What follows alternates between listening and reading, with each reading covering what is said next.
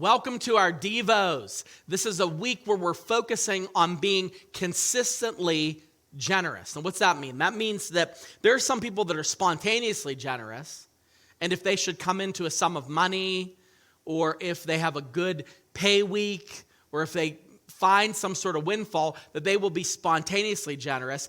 But consistent generosity requires a different set of principles when it comes to the way we think. And so one of the ways that we think about being consistently generous that helps us to stay motivated is by thinking to remember what it's for.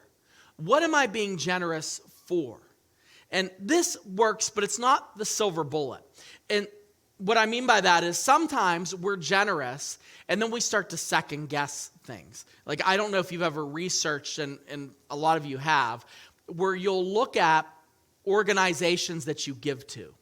Let's say you see a commercial and it's Sarah McLachlan and she's singing and there's the dog that's out in the snow and, they're in the arms of the angel. The dog's looking right into the camera. It's got the wide eyes. And what the dog is communicating is, why don't these people that are holding cameras get me out of the snow? That's a separate discussion. But the Sarah McLachlan song plays and you're like, oh, I want to give to this thing. I want to get that dog out of the snow. I mean, for crying out loud, the dog is in the snow. And you are moved and then you give. And you come to find that the organization has like a 95% administrative overhead. So like your donation, 95% of it went to the offices that run the organization, and 5% goes to help the dog hopefully someday get out of the snow. Now, when you see that, what happens is your heart is kind of like, I don't want to give. And so what happens as a result of that is you become cynical. And you're like, well, I'm going to give, but I know that my money isn't really going to the right places. It's more just me giving to people, and you become cynical. And then you go, well, this is why I don't give.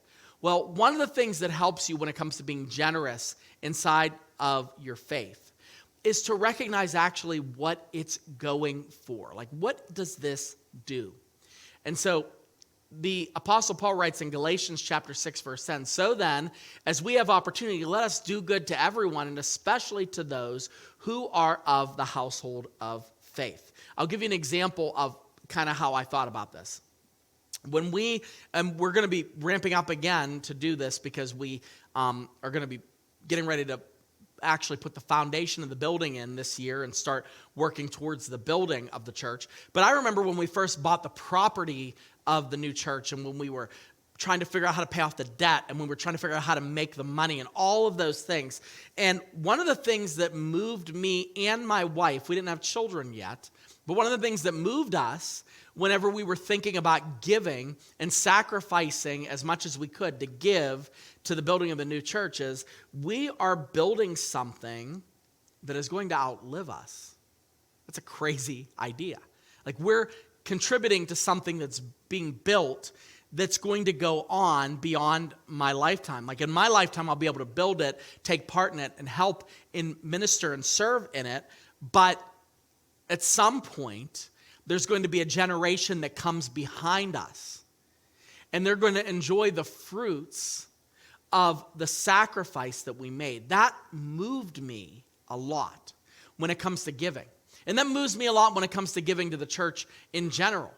That when I give to the church, I'm not giving because of the electric bill and what it takes to run the church and the overhead. I'm sure all of that, I think about that because I get to see what that stuff all is. But when I'm giving because our church exists to bring one more person to Jesus Christ.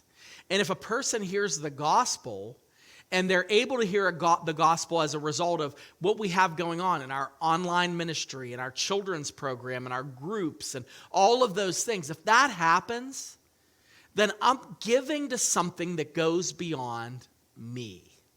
That's a big deal. Most of the time, we can't think outside of ourselves. But it's amazing to know that when we're giving, it's going to something that's bigger than us. And so when we think of doing good, especially to those in the household of faith, when I think of giving to the church, I'm not just giving to the church in this season. I'm giving to the supernatural organization of the church that God has blessed us to be a part of. And it helps me to stay motivated. And if you focus that way, it helps you to remain consistent.